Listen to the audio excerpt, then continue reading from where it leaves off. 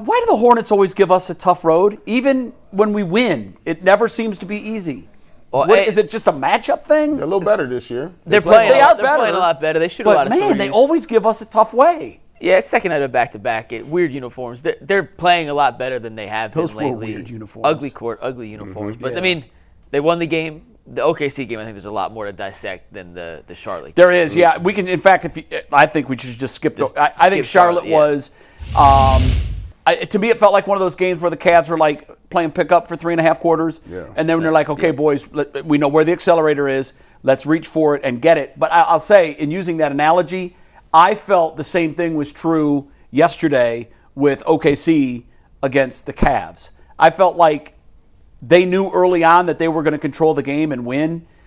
Even when the Cavs came back to make it close, when the game finally got to the crunch time, it was like OKC said, okay, there's the switch. Let's flip it and let's go. And that's kind of what we saw. I said early on we're going to have a repeat. I stand by that. I don't see anybody beating OKC. Yeah, I look at this game, and you come out in the first half, and you have all these turnovers. Like, you're just throwing the ball away. And I'm like, okay, well, I did think that they would settle in a little bit. But the crazy part about it is when you started to look at the way that Oklahoma City was playing and the way that the Cavs are playing, is the very evident thing that you see right off is that Oklahoma City, no matter who they got on the floor, no matter who's playing, no matter who's out, they always play the same brand of basketball. Mm-hmm. They always run the same offense. They always are going to move. They're always, guys know where to be at. And then, they're going to be on the string. I think some of the rotations that they had, they let them get away with a lot. Let's just say this.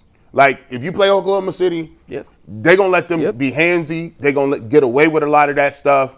And that's just, it's annoying, but it is what it is. I think for the Cavs, I looked at it, and Cavs turned into the old Cavs in certain aspects. Now, granted, it's just, it's one game. However, some of the things that reared his ugly head came back. You look at Dean Wade. If Dean Wade can't make shots, you can't play Dean Wade. You take a look at what Dean Wade, he started the game. They brought Sam Merrill in the second half. He started the second half, and Sam Merrill paid dividends. They went small because they needed somebody to space the floor. He shot the ball well. You take a look at Jared Allen. He had, I would say, a Jared Allen game. What did he have, 10, 12 points, something like that? Yeah, the Cavs had double-double, right? Yeah, it wasn't what he had been doing with Harden. Yeah, it wasn't. And then the big thing too is Evan Mobley is back, but it looks clunky. Like, it looks like they don't know what they want to do with those two guys. It looks like they don't have the spacing correct. And if you look at Jared Allen, when Evan Mobley is not there, he's way more aggressive. He finds the way to get the basketball. But then when Evan Mobley is here, he kind of It looks a little off kilter. They didn't have enough to spread the court. So to me, I thought it just looked clunky offensively. So there's a bunch of different things. Do you want to start with the bigs? Let's start with the bigs. So OKC plays a ton of drop coverage. That's what they're known for. That's the defensive system that they've run starting when Dagnall took over a couple of years ago. It's what they mastered last year. It's what they still do, and they ramp it up even more when you have guys like SGA and Jalen Williams not playing because they know they have to win defensively. So in drop coverage, essentially when the Cavs run pick and rolls, the big steps back. They have a guy shade in from the opposite corner trying to take away the big man in the roll, right? How do you beat drop coverage? You need guys like James Harden and Donovan Mitchell and Dennis Schroeder and Jalen Tyson, whoever the ball handler on the pick and roll is, to be able to punish guys on their back, particularly by making pull-up jump shots. Donovan was 0 for 6 from 3 yesterday. Yeah, that hurt. Killed him. James Harden was 3 for 7, but he didn't necessarily have any success in the come off the pick and immediately pull up situations. He was 0 for 2 on mid-range pull-ups. He was 3 for 7 from 3, which, give him credit, it's almost 50%. But, that's what the Cavs weren't able to do. When OKC has so many guys in the paint, they're taking touches away from Allen and Mobley in those pick-and-roll situations. So part of the reason the bigs weren't as involved as they had been in the last couple of games is how OKC plays defense. Now, to the Dean Wade point, they didn't guard Dean Wade. Why would you? Well, he made 3 threes in the last game, and he made a couple threes before. Mm-hmm. But, OKC made the conscious decision. If he's the guy in the corner, we're not going to guard him. Yep. So you know what you add to make a pocket pass even more difficult? A third defender in the paint giving 6 hands instead of just 4 hands because the guy in the corner is being left wide open. And you take that, if you're game planning, you're saying, okay, if he beats us, he beats us. Exactly. But he's not going to beat us. And that was their game plan, and it worked. In the second half, they put Sam Merrill in with the starting lineup, and Merrill caught fire. They made a good comeback.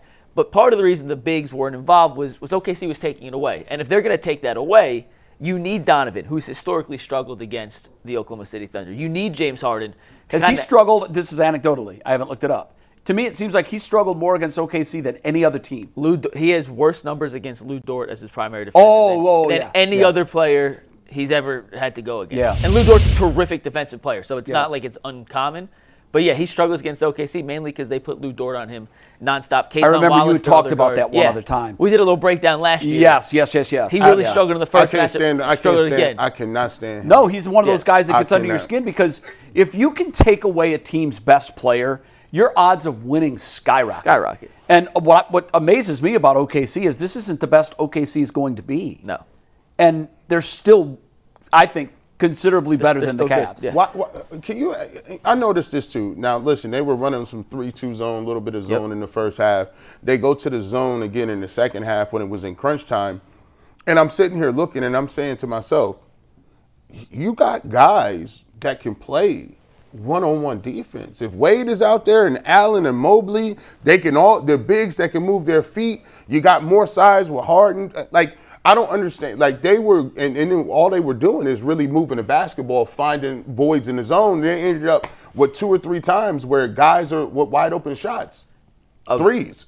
The big issue with the Cavs defensively yesterday was they couldn't stay in front of anybody. Now, they should have, on paper, they have defenders who can stay in front of guys. Last night, they didn't.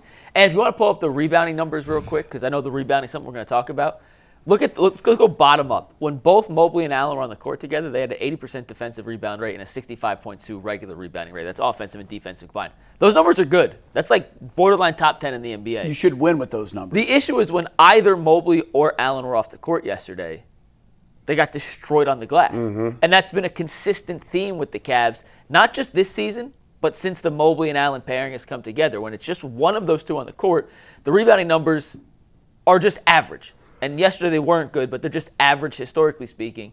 Part of the reason, they haven't had guys that can stay in front of people on the perimeter. So let's just use Case and Wallace for an example yesterday.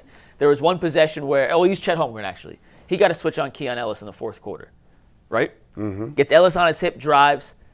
Mobley comes over to contest the shot. Well, if Mobley's now out of rebounding position, you need your guards to rebound.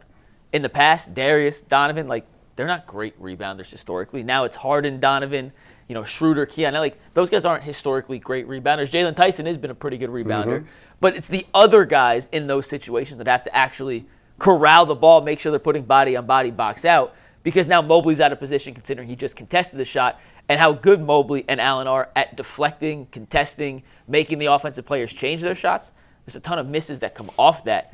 In those one big lineups, they need the little guys, the wings and the guards, to be much better rebounders than what they were, and that killed them at certain times in yesterday's game. I mean, that's been a point all year. Like, at some point, and I know probably Kenny's showing this in the film sessions, like, hey, listen, there has to be a sense of urgency when the Cavs seem like they just do a lot of tipping.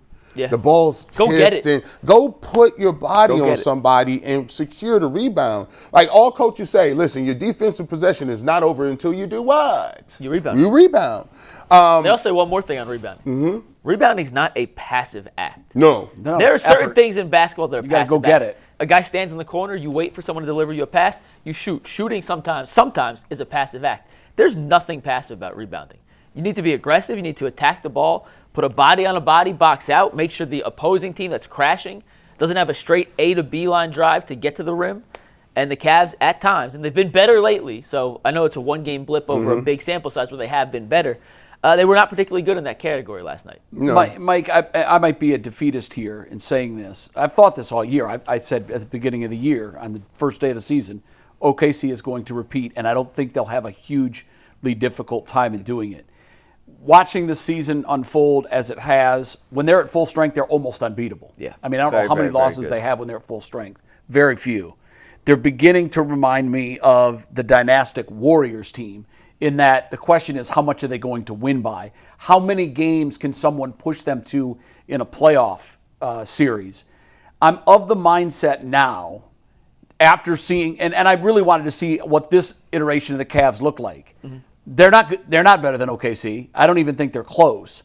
particularly when OKC's at full strength. And that, to me, was kind of, watching it was kind of like, oh, this is a fait accompli. As excited as I am about the Cavs in the East and their prospects of winning the East, which may have gone down over the weekend with a bit of news out of Boston, but I am excited about the Cavs' chances in the East, but I just don't think anybody, I think the best chance anybody from the East will have is if Houston can knock off OKC. Or Denver. Denver, somebody in the West, because otherwise, I just think OKC waltzes to a second straight title, and I think it'll be boring in the process. I don't think it'll be exciting to watch. The only way I think so the Cavs, one or two things, like McNuggets, you just talked about it. There are different versions of James Harden. Yep. So it's like just like guys like LeBron James. There's different versions of LeBron. Right now, I feel like James Harden is in. I'm playing nice because I'm trying to get everybody involved, and I'm trying to really defer and figure some things out. But for them to be where they are, he has to be. They need an alpha dog. They need him to be Wait. aggressive. I thought Donovan was that. Well, they need both of them. Yeah. They got to go. Can that be a problem too when you've got two? Nah, they got to go Kyrie and LeBron. Like you got to beat teams like this. James Harden has to go into the game being like, yeah, I need 9, 10 assists, but I also need 25. That's what I'm going to need. Donovan Mitchell has to have 30. Yeah. He got to get 30 because like you said, these guys, they got regular no-name gangsters like Joe. I'm like, good gracious. To OKC's credit yesterday, they shot the crap out the basketball. So on the season, OKC as a team makes 13.5 threes per game. They shoot 36.5% as a team from beyond the arc. They made 21 threes yesterday. Joe is stepping back. You can see the numbers. Wallace is stepping back. Jalen Williams had 3 threes. Isaiah Joe, who's a good shooter, had multiple threes. But some of that has something to do with defense. No. Yeah. The Cavs allowed too many open threes. They allowed way too much penetration to kick it out. But even still, like 13.5 on the season to 21, that is an incredible shooting night from OKC. And give them credit. I'm not trying to take away from the fact that they made those open shots because the Cavs did not shoot well yesterday. OKC, with worse shooters, outshot the Cavs yesterday.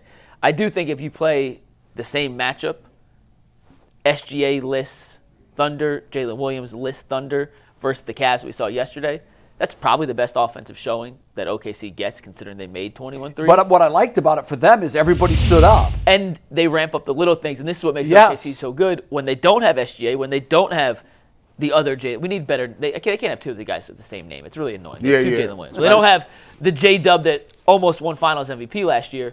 They ramped up the defensive intensity. They game rebound better, and they know they need to turn turnovers, which, by the way, you mentioned the Cavs had 10 turnovers in the first quarter. It's the most turnovers they had in any quarter since 2020. Since 2020, the most turnovers. And they turned it to 17 points-off turnovers in the first quarter. And when you get down to OKC, you get down to any good basketball team, yeah, you can make a comeback. The Cavs did take the lead at multiple occasions in the second half. You know how well you have to play on a sustained level in the final 36 minutes to overcome a 15, 16, 17, 18, 19-point deficit? You dig yourself a 20-point hole in the first period, and your first quarter, you're done. I got a stat for you. Last 3 years, OKC now, after yesterday, 77-2 when they get a 20-point lead. That's insane. 77-2. I had mentioned this. Am I being hyperbolic here when I say that this team reminds me of the Dynastic Warriors in a lot of fronts? Front office is absolutely, I think, the best, maybe in sports. Emerson grad. I know. Shout out Sam Preston. So you've got that box checked. Yep.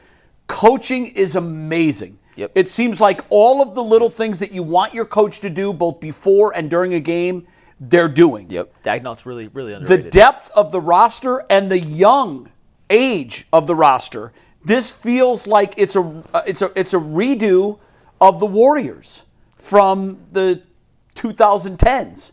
To me, it feels like that.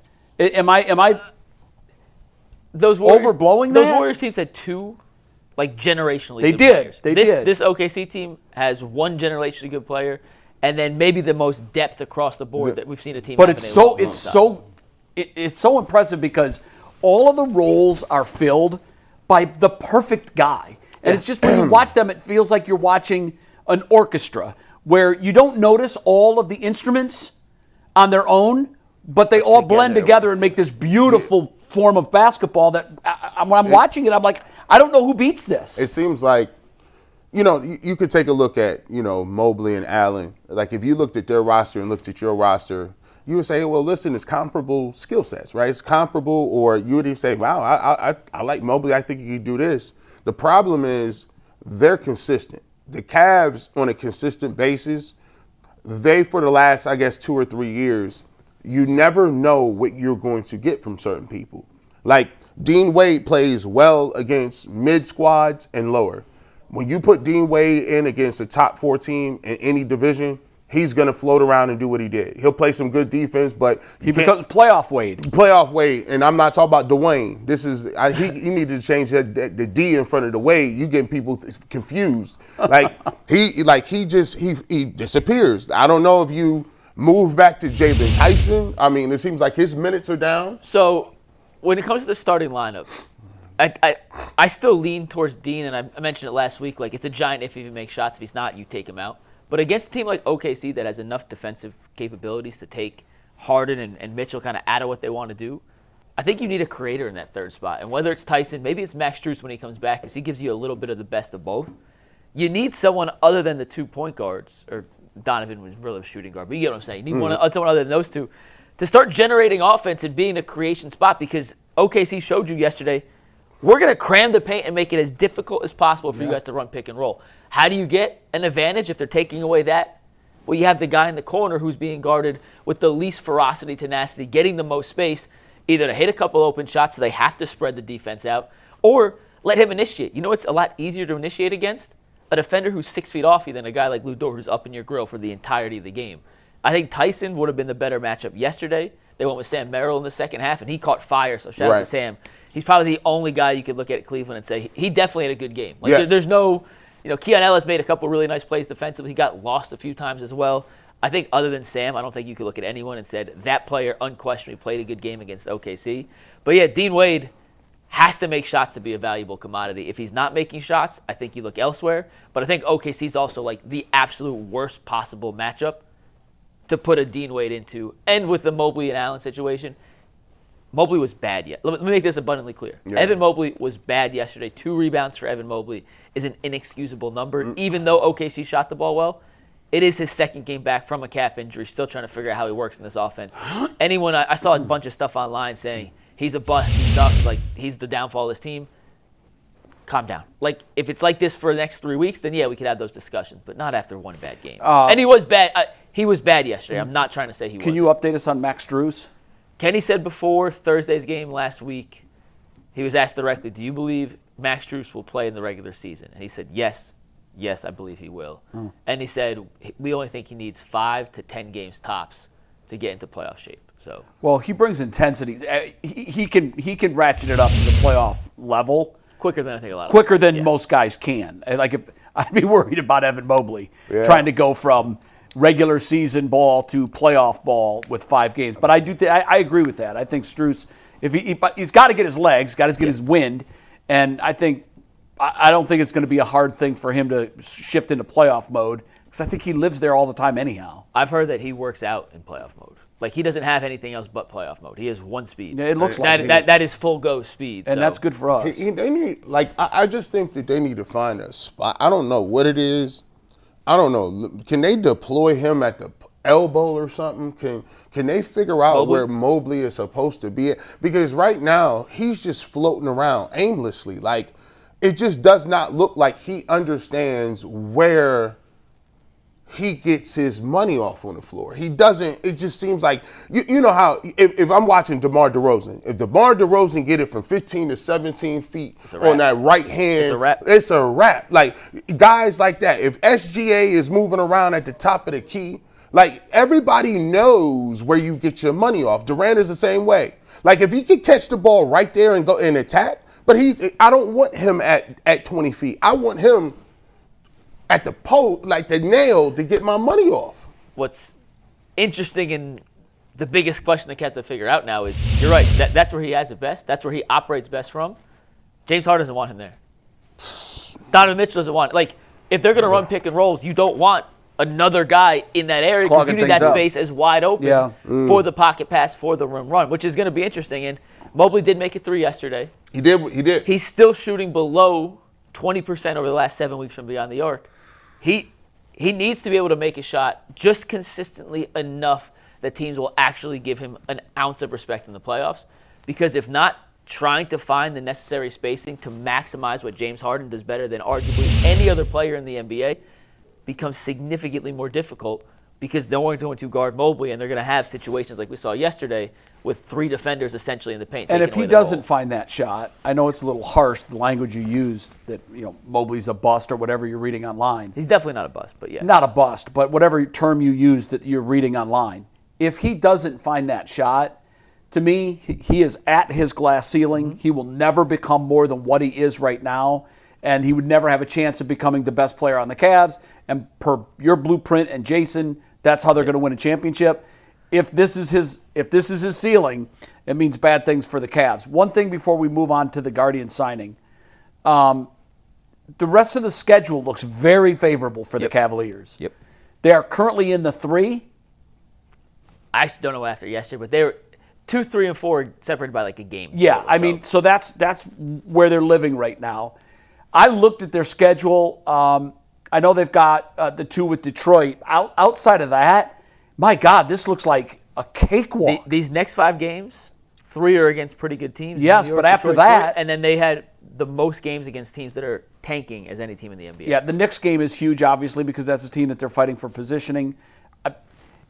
If you want to catch Detroit, and that's a pipe dream at this point, gotta win both times. You got to win both. Yep. If you win both, suddenly you're within 5 or so, and with their schedule that's not pictured here into March is very, very easy. Light. Yep. A lot of teams that have already pulled up stakes and are looking towards the offseason. There is a potential, an outside shot that they could get that 1, but outside of that, I think the best they could hope for would be the 2. And what's going on in Boston before we move to the Guardians? Tatum's practicing. They're making it very interesting. I said on Friday, I found it very, very, very, very, very interesting that NBC, which had all of a sudden at the All-Star game this 3-minute, well-produced package of Jason Tatum talking about his rehab. Ready to go. Video of him in the training room, video of him taking shots. All that was pre-produced. And in 2 weeks, they just bumped the Celtics game against the Sixers from a regular 1:30 tip to the NBC primetime game at 6:30. Yeah, so they see it coming too. It seems oddly specific that network, which had all this behind-the-scenes footage that we didn't know they were ready to deploy, is now bumping a game to a primetime spot. Boston the favorite in the East. If they get Tatum back? Yeah. These 5 games, McNuggets, here's what I expect. You're going to find out a really good barometer. You got the Knicks, you got the Pistons twice, you got Milwaukee, you got, who else you got in that mix? Brooklyn, who's nobody. Yeah. Brooklyn, that's cool. But I'm going to find out what y'all going to do in these mix. And I do believe this. If these guys don't perform well against those guys, I think Kenny's going to have to, I'm not saying this is a nuclear weapon, but he may have to go. I know he wants ball movement, but to me, the Cavs might be heavy pick and roll. I mean, super duper, 2 guys, my turn, your turn, pick and roll and make the decision. Last point, but I asked about that on Thursday. I said, you're a guy that wants to run a motion offense, and you bring James Harden, and James Harden has historically said, I am the system. How do you balance motion and pick and roll? And he actually gave a pretty nuanced answer. He said, your best players dictate the offense you run. Like if your best player is a pick and roll player, you run pick and roll. But we don't want to have too much motion on the backside because when they start to blitz, he needs to know his hot reads. He needs to know who's going to be in the corner, where his outlets are, as opposed to running kind of the backside motion that I traditionally like. So they're trying to, marry and pair those 2 philosophies up together over the Thread the needle. It's going to be 4 games now. Sheesh. It'll be interesting March and April. Yeah. Sure.